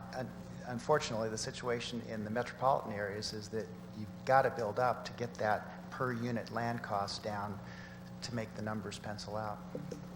So again, I'm going to ask this question maybe a different way, and I'm not looking for a different response because the response, it is what it is, but I just want to make sure that I understand it.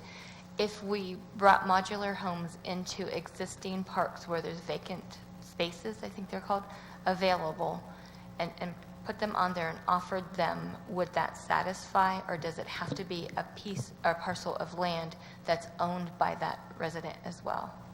So is it twofold? It's actually the property and the dwelling? If I may, Madam Mayor, members of the council, the city doesn't have to provide housing. So we wouldn't be putting modules or anything. It would be to do zoning that would give the possibility Okay. of building it. Thank you for that clarification, Richard. I think I knew that I just stated it wrong. So again, Mayor, if I might, from a staff perspective. Mr. City Manager. So, for example, for the record, G. Harold Duffy, the city manager. So we currently have the I-215 Barton Road interchange. As a part of that taking of the land from Caltrans, they're going to displace a number of lots. And some of those lots are next to the mobile home facilities. So if we were able to look at possibly doing exactly what Councilperson Mitchell said, if there's vacant land next to a mobile home park that can be incorporated into the existing park structure, could that accommodate some of our housing needs? Go ahead, answer that. Go ahead, answer. So I want to expand on that. Madam Mayor, yes, because we're creating additional units. That's what the state wants to see. They want to see that we're adding capacity to accommodate the deficiency that we have, which is currently at 42 units. But if I could, I wanted to take this opportunity just to kind of comment on some of the comments that were made by a couple of council members. I think, Councilmember Wilson, you raise and you make a very strong and good point, is that we've come to the point where we have to have an honest discussion as far as how we're going to accommodate our housing allocations, because all the properties that are easy to develop, that are flat, large lots, they're not there anymore. So we are talking about infill development. One of the discussions I've had with Mr. Douglas a few months ago is that when we look at our zoning code and what changes we need to make, we need to look at our planned residential development standards again and see how those work in accommodating the density that we're trying to achieve. And so you raise a very good point, and that is a discussion we have to have. Mayor Pro Tem Robles asked a question about, she wanted us to be able to explain to the council, to explain to the community who those real people are that we're talking about when we talk about these income household levels. And so we do have a good slide, and we'll provide it next time, that breaks down the income levels, not just as was shown, at what that income level is and what that breaks down as a rent and what that breaks down as a home purchase, but we have an even nicer slide that shows for this income household what the hourly rate is of, when you look at a low-income person, what's that hourly rate translate to? And I think it's very insightful when we see that. The other thing, too, is you wanted to see, who are we talking about as far as members of our community? Well, we're talking about, a lot of we're talking about, entry-level firefighters, secretary, administrative staff. We're talking about just regular folks that we see in our community that can fall easily within one of these income groups because of how it breaks down with the state as far as median level, and then it's a percentage of that median income level to determine which household it falls into. So we have some really good slides, I think, that we can provide the council next time. One of the other things yes, I'm sorry, Councilmember. While we're on the topic, can you kind of broad brush, even though I know you have some slides, about the very low versus medium low? Because I know there's a threshold there that we can actually credit ourselves for making our 49 units or whatever it is, but it doesn't all have to be like extremely low income. Yes. That might help some decision. Yes, we can also provide that. And another thing, as long as I have the opportunity here, Madam Mayor, that's our zoning map. And so I just wanted to show the council that, when we talked about potentially in the staff report areas in the Barton Road specific plan, this designation of the Barton Road specific plan already allows infill housing and already allows mixed-use housing. So those are opportunities. Maybe we look at the development standards and the density, because HCD, they're all about that minimum 20 units per acre. We do have some infill development. We can look out in this area. I'm talking to potentially a property owner in this area to rezone some commercial to multifamily. And then I think as Mr. Duffy was alluding to, potentially there's an option in this mixed-use area to look at some multifamily housing. So this I see this as a future opportunity maybe for the next planning cycle, to be able to accommodate that in the next planning cycle. For this planning cycle, we can't really count this because we haven't done that yet. But I think if we can, and it's the 42 units, we're talking about 2 acres. So if we can find the 2 acres within this area, whether it's rezoning, some of the mixed use Barton Road specific plan area, or as indicated by Mr. Douglas, a little of everything, to at least fulfill our requirements under housing state law so we can have a compliant element. I think in the future, we'll be able to figure it out with that mixed use area. Thank you. Any other questions of staff? Mr. City Manager? Yeah. So, Mayor, if I might, I think the discussion that you're having is extremely important because I think there's a dual process that's happening here.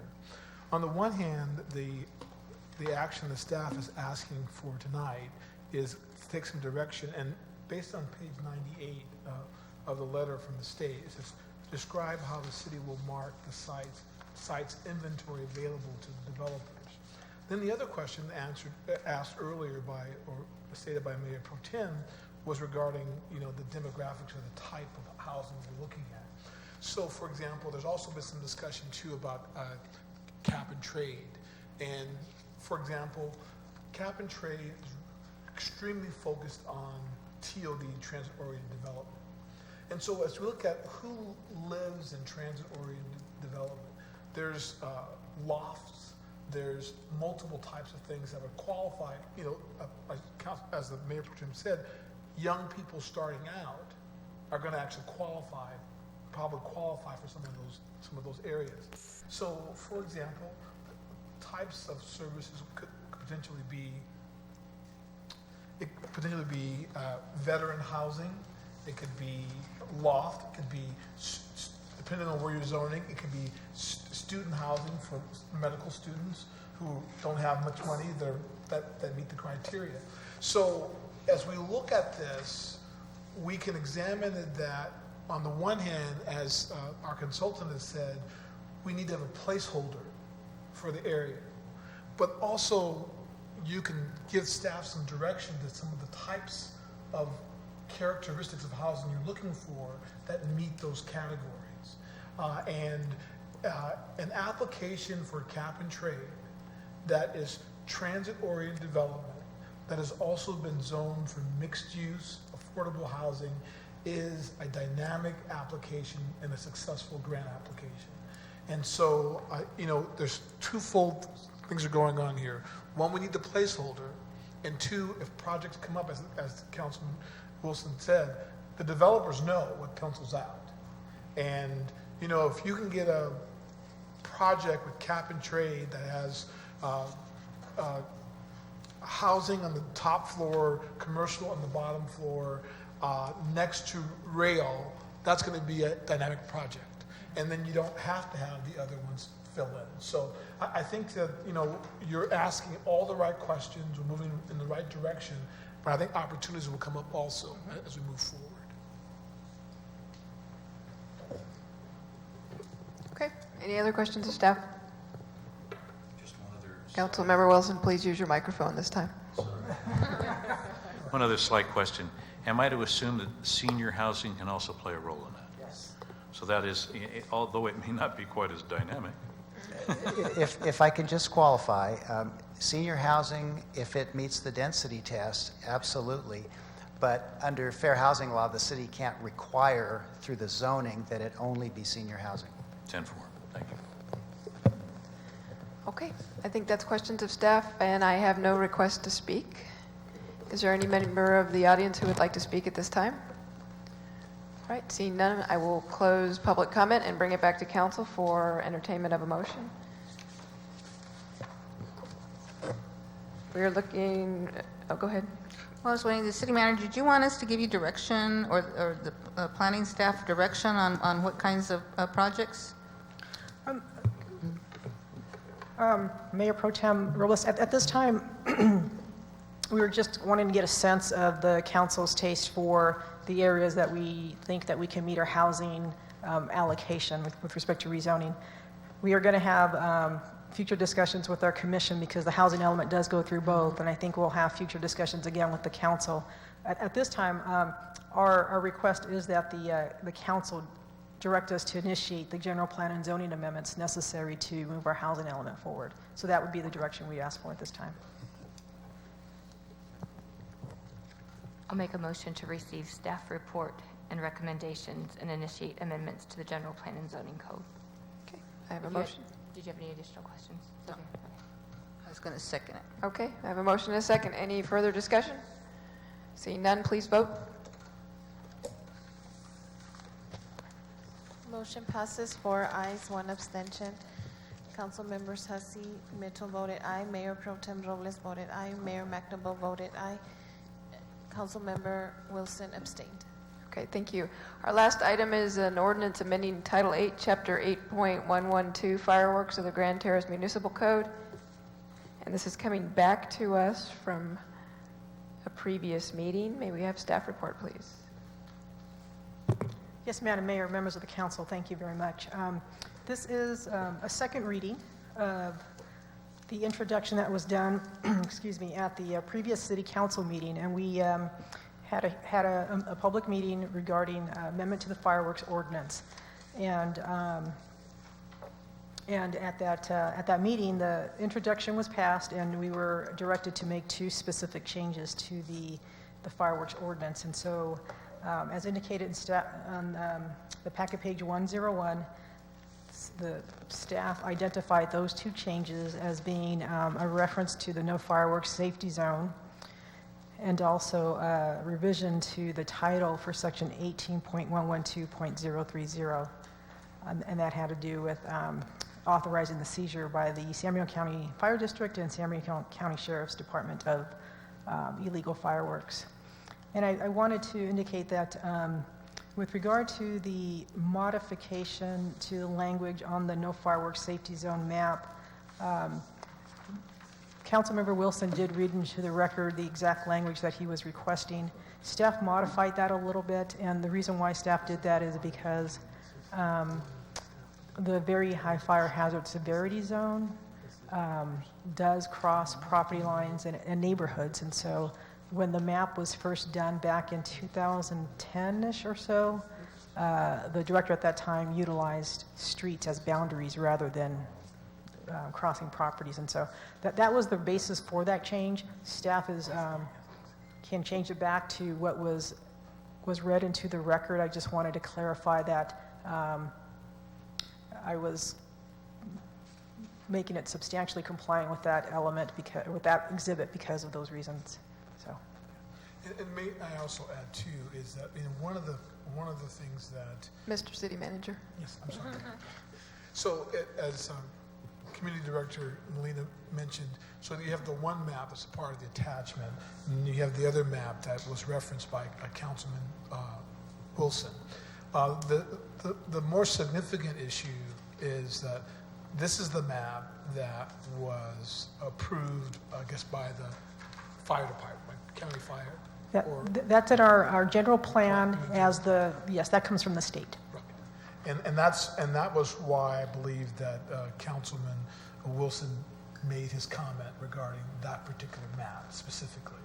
And so, and as Sandra said, our difficulty was trying to split parcels versus going down the streets. But specifically, I think the foundation for our zone is based upon the expertise of the fire department. Okay, any other questions of staff? Mayor Pro Tem? I was going to make a motion to adopt ordinance number blank, an ordinance of the City Council of the City of Grand Terrace amending Chapter 8.112 Fireworks of Title 8 of the Grand Terrace Municipal Code. Madam Mayor, may I ask for clarification if that motion is to keep, to revise the language to Section 8.112-080 to reflect Council Members Wilson's original language? And I can read what that was. Hold on a minute, ma'am.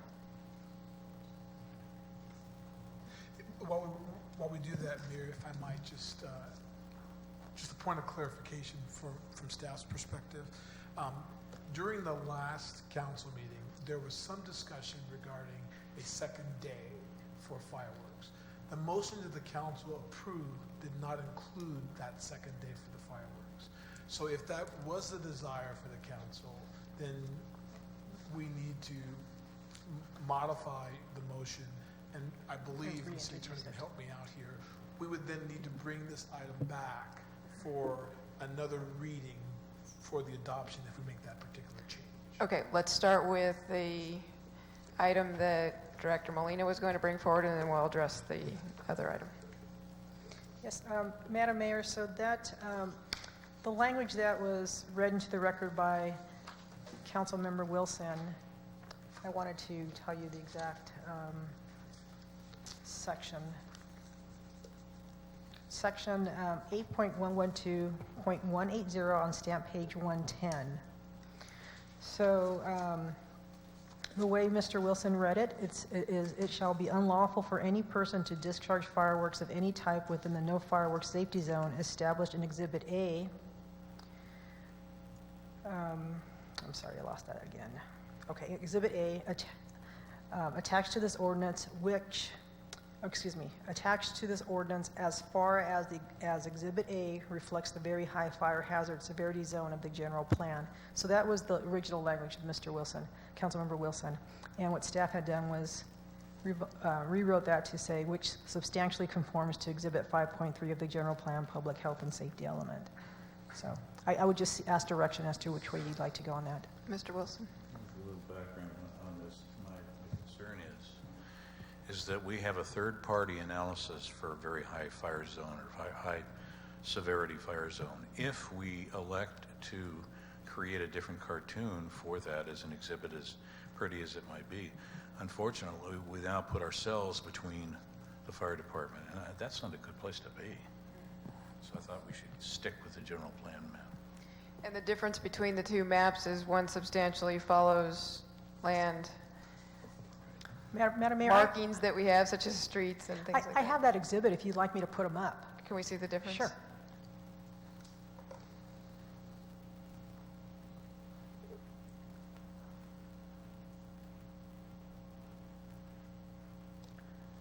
So this exhibit is a very high fire hazard severity zone, and as you can see, it does go through neighborhoods and in some places through properties. And what the previous director, 2 directors ago, did is worked with County Fire to determine and prepare a simplified version, which basically uses city streets as boundaries. And so this is what's in the ordinance this evening, and this is what was adopted back in, I believe it was 2010, something like that. So this one uses these city streets as boundaries just for efficiency and And simplicity. it was done with the assistance of the fire department?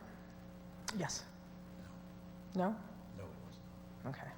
So yes or no? Well, Your understanding was well, that, that was my understanding, but Councilmember Wilson, I know when this happened, he also had discussions with the previous director. Yes, I did about this. have a one-on-one discussion with Director Powers. I also had a discussion with Matt, the fellow that did the map, or the, what we call the cartoon. And what took place was they were having difficulty explaining where the limitations might be. So for ease of explanation, they just cut the lines where they thought it might work. I don't believe Community Development Director Molina was involved whatsoever in this, to give her due, because this was something that Powers handled herself. okay. What I will say about the first one, and I do take your point, Mr. Wilson, but the first one is very difficult for residents to know where the cutoff is. I would be interested to know if this meets with the suggestions of our fire department, though. Madam So- Mayor? Mr. City Attorney? Yes, for a code section to be enforceable, it has to be clear, and to be constitutional. So I'm not saying that the other map that's based on parcels as opposed to streets isn't clear, but there's some merit in the streets. But if the council were to decide that what you have before you tonight isn't exactly what you want to switch it to the parcel map, then what you would do, we would use the same motion that the Mayor Pro Tem made, but it would be an introduction of the ordinance, and then we'd come back and adopt it at another time. Well, aren't we essentially pointing to an exhibit in our general plan, public health and safety element? And couldn't we, at some point, look at that map that's in the general plan, public health and safety element, and change that and not affect this motion at all? Well, right now, this motion and the ordinance you have before you, if you see at the end of the ordinance, it has the actual map, that one, on it. So if you're going to do a different map, it's a different ordinance. So Exhibit A will always be Exhibit A, even though it substantially conforms to Exhibit 5.3 of the general plan, public health and safety code element. Yes. Well, the Exhibit 5-3 is at the end of the ordinance, and you'll see it's that picture No, up there. So at the end of the ordinance is this exhibit here. Okay. And this is the exhibit that was adopted previously. And so when staff indicates or states in this ordinance that it substantially conforms to that exhibit, it substantially conforms to it, but it doesn't mirror those boundaries for the reasons stated. It cuts parcels in half, or it utilizes parcels or neighborhoods. Okay, so the one in the general plan is the one that the fire department set up for us? Yes. Okay. Well, Mayor Pro Tem? I'm getting thoroughly confused, but this is what's clear to me. I have an attachment that if I'm trying to enforce it and to articulate to people what the boundaries are versus a parcel, because who's going to pull a parcel map on the 4th of July? So then I'm wondering, okay, so this is the attachment. Is my motion to approve this before us today, or do we have to do revisions and come back? Well, that would be, Madam Mayor? Mr. City Attorney? I'm catching on. If your motion is to pass it as is with that map on it, it's good. And I think that's what your motion was. And if the majority of the council goes with it, then that's what will go in. I was giving you options in case you wanted to change it. Councilmember Mitchell? I'm a little confused as well. So currently, the motion is being made using this map? That is correct. Okay, so I think we continue the motion with this map because it's clear, as long as the language supports it. Okay, and understand also that as part of this ordinance right now, the council only allows for discharge date of 4th of July only. We did not add a second date when we had our discussion last meeting. That's correct. Does that change your motion, Mayor Pro Tem? Okay, so I have a motion. Do I have a second? I'll second. Okay, any further discussion? If I may, Madam Mayor? Mr. City Attorney? Yes, the motion is to read by title only and waive further reading. Mayor Pro Tem did read by title only. The blank, though, I believe is ordinance number 285. Is that correct? Yes, okay. So, because when the Mayor Pro Tem said it, she read it from a different portion and she said blank, so I'm just filling in the blank. Mr. City Manager? If I can just talk with the city attorney just for a second.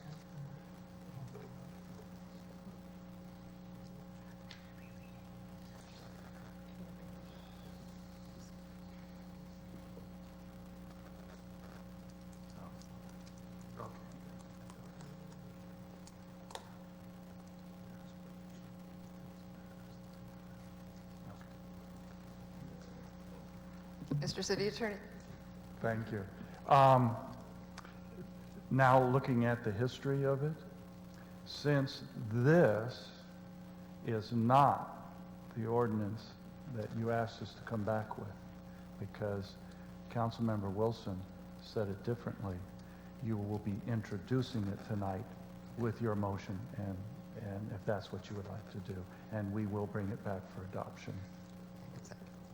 Mr. City Manager? So just to be clear what the city attorney said, if you go forward with your motion as read tonight, you'll be asking to come back with that map and not the original map that Councilperson Wilson's talking about. Okay. Mayor Pro Tem, is that your intention? Yeah, so I strike adopt to introduce ordinance and add number 285. Okay. And seconder of the motion, do you I'll agree? second. Okay. Any further discussion? Did you want to read this ordinance motion? No, I just want to check with the city attorney. I'm sorry. I'm so sorry. We're going to get this right. I hope so.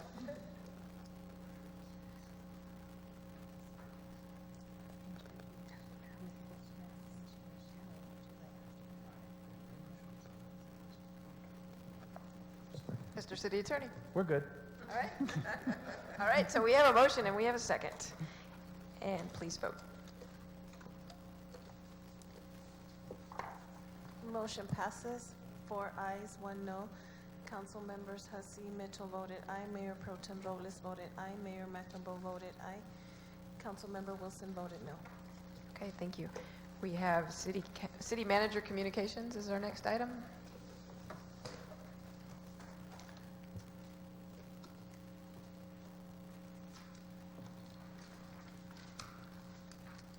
Thank you, Mayor. I will be attending the Colton Joint Unified School District meeting on Thursday. They will be approving the tax and entity revenue sharing agreement on Thursday at their meeting. I also received word today that Riverside Corona Conservation District approved the agreement. So that's 3 down, and once we get the county, it'll be 9 down. So we're making some headway. I will also be meeting with Lewis Development on Wednesday to talk about some additional developments that occurred. I did want to also point out to the council that you have a copy of a newsletter that we generated called the September Council Roundup. It's basically all the items that the council approved for the month of September. We'll do that each month, and that's not to take the place of a citywide newsletter. That's just a summary that actually can be mailed out, and we'll have copies at the senior center in the lobby down below. Also wanted to actually acknowledge the work that staff completed last week when we did the 2030 vision of 3 days of work. I do want to give a special shout out to my producer, Cynthia Fortune, who worked very hard on actually allowing us to have a little bit of fun as we looked at the city's 2030 vision. And so we'll be bringing that back to the council in a more detailed format in the next 60 days. And I believe you also have within your packet a flyer from childcare. That we not include that. So you'll be getting a packet from childcare as they make their push to fill some of the vacancies that they have. It's good to say that their most profitable business line, infants, is completely full with a five-person waiting list, and they have some availability for 2 to 5 year olds, and they have multiple programs for people who may not think that they can afford the program, but there are a number of assistants available for them to do so.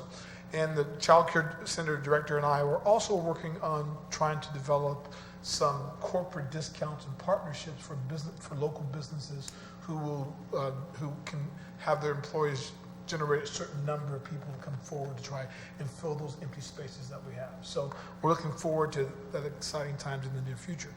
And that's the end of my report. Thank you.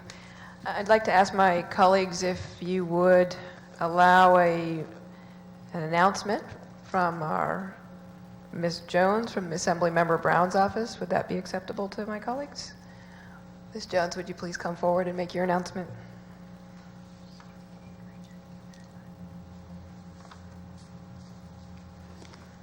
Good evening, Honorable Mayor and City Council members. Thank you for allowing me to speak, each of you. Thank you. I have a few brief announcements on behalf of your Assembly member, Cheryl Brown. She is pleased to announce that she is looking for interns in our district office, which is in San Bernardino, right next door. And the experience includes working with constituents, conducting community outreach efforts, assisting community-based organizations, organizing civic events and projects, database maintenance, and other activities. So if you're looking, or if you know of any youth that are looking for this type of experience, we would gladly encourage them to apply. And they can call 909-381-3238 and ask for me, Ashley. I also have these brochures. I mean, if it's easier, you just take them. Additionally, Assemblymember Brown will be hosting her annual public forum on sickle cell anemia, so she would like to invite you all to attend. We have some dynamic speakers scheduled. It's this Friday. It's in the city of Fontana at Kaiser off of Slover, and it's from 6 to 8. And lastly, Covered California open enrollment begins November 1st. So those who are in need of that type of assistance can also contact us. Again, our phone number is 909-381-3238. And thank you, Council and Mayor McNamara, for allowing me to speak. Thank you, Ms. Jones. We will be recessing to closed session. We have conference with labor negotiators pursuant to Government Code Section 54957.6. Agency negotiator G. Harold Duffy, city manager. Unrepresented employee is the management employees. And so we will be recessing at this time. Thank you to all of you who have come out tonight. I appreciate your input and your attention. And hope to see you in 2 weeks on October 27th when we will have our regularly scheduled meeting at 6 p.m.